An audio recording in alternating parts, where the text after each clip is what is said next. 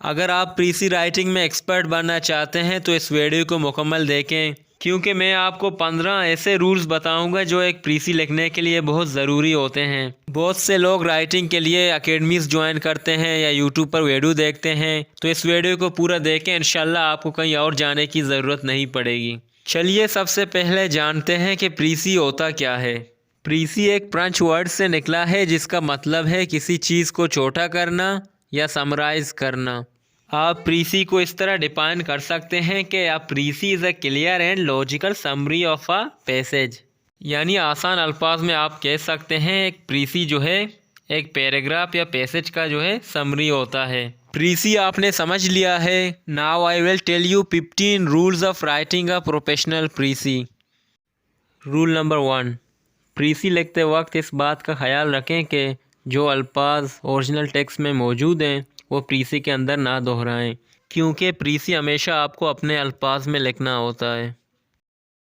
Rule number 2, प्रीसी लिखते वक्त इस बात का ख्याल रखें कि आपको अपनी तरफ से कुछ भी ऐड नहीं करना है, यानी आपको अपना ओपिनियन शेयर नहीं करना है, बल्कि जो भी ओरिजिनल टेक्स्ट के अंदर मौजूद है आपको वही बयान करना है, एक्सप्लेन करना है। आप ये नहीं कह सकते कि अकॉर्डिंग टू मी और अकॉर्डिंग टू माई ओपिनियन, यानी ऐसे फ्रेजेस से गुरेज करें।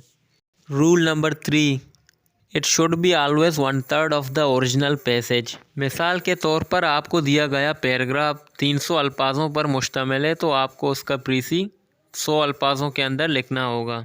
और अगर ओरिजिनल टेक्स्ट में 600 अल्फाज मौजूद हैं तो आपको कम से कम 200 वर्ड्स में जो है उसका प्रीसी लिखना होगा। अगर 4-5 अल्फाज कम ज़्यादा भी हो गए तो कोई मसला नहीं। Rule number 4, use one word substitution.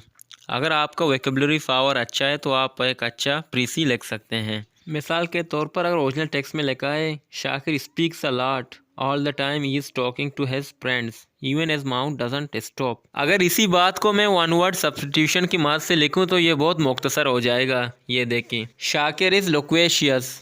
अब लोक्वेशियस का मतलब होता है a person who talks a lot, who speaks a lot. Now you can see both are having same meaning but the second one is very short.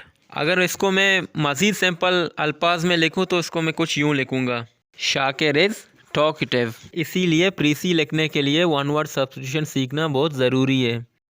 Rule number 5, प्रीसी को हमेशा indirect speech में लिखें। अगर ओरिजिनल टेक्स्ट में कोई जुमला direct speech में लिखा है तो प्रीसी लिखते वक्त आपको जो है इनडायरेक्ट में उसे तब्दील करना होगा, यानी सेम टू सेम सेंटेंस आपको कॉपी नहीं करना है बल्कि उसे इनडायरेक्ट स्पीच में तब्दील करके प्रीसी में लिखना है।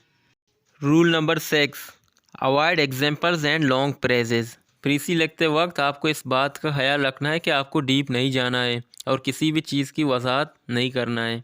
रूल नंबर 7, प्रीसी के अंदर हमेशा पास्ट टेंसेस का इस्तेमाल करें। अगर ओरिजिनल टेक्स्ट में प्रेजेंट टेंसेस इस्तेमाल किए गए हैं तो तब भी आपको उसका प्रीसी जो है पास्ट टेंसेस के अंदर लिखना होगा। हाँ, अगर उस जुमले में यूनिवर्सल ट्रुथ मौजूद है तो आप उसको सेम टू सेम रहने दें। आप प्रीसी में सिर्फ यूनिवर्सल ट्रुथ को जो है प्रेजेंट सिंपल में लिख सकते हैं, बाकी ज़्यादा से ज़्यादा कोशिश करें कि पास्ट टेंस में उसको लिखें। Rule number 8, do not repeat the same ideas. अगर एक मरतबा आप किसी चीज़ को बयान कर चुके हैं तो फिर से उसे रिपीट ना करें, रेपिटेशन से गुरेज करें, वरना आपका प्रीसी बहुत लंबा हो जाएगा। रूल नंबर 9, प्रीसी लिखते वक्त सिनोनिम्स का इस्तेमाल ज़रूर करें। मिसाल के तौर पर अगर ओरिजिनल पैराग्राफ में इम्पोर्टेंट का लफ्ज़ मौजूद है तो प्रीसी में आपको उसका सिनोनिम लिखना होगा। अब इम्पोर्टेंट के सिनोनिम्स क्या क्या हैं, जैसे एसेंशियल हो गया, क्रूशल हो गया, नेसेसरी, तो आप प्रीसी में इनका इस्तेमाल करें। रूल नंबर 10, इस बात का ख्याल रखें कि प्रीसी का टाइटल हमेशा आपको खुद देना है। टाइटल को हमेशा आखिर में लिखें। पहले प्रीसी को अच्छी तरह से लिख लें, उसके बाद जो भी मुनासिब टाइटल होगा उसको एक टाइटल दें। Rule number 11, use third person subjects while writing a precis like he, she, it and they.